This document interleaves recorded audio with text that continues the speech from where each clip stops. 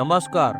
12 ફેબ્રુઆરી 2025 મહાસુદ પૂર્ણિમાના દિવસે વિશેષ મુહૂર્તને કારણે અત્યંત શુભ માનવામાં આવે છે.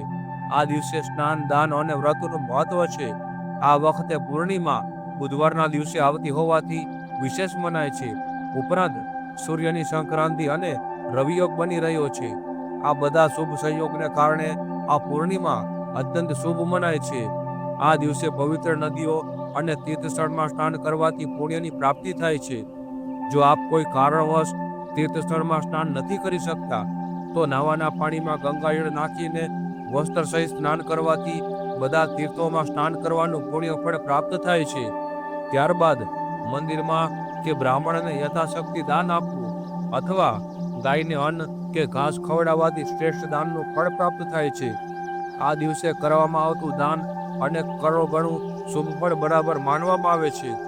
આ દિવસે સત્યનારાયણની પૂજા કરવાથી ભગવાન નારાયણની વિશેષ પૂર્વા પ્રાપ્ત થાય છે. ઉપરાંત ગણપતિના મંત્રનો જાપ કરવાથી જીવનની તમામ વિઘ્ન બાધાઓ દૂર થાય છે. અર્થાત પૂર્ણિમાના દિવસે કરવામાં આવતું સ્નાન, દાન અને વ્રત વિશેષ ફળદાયી બને છે.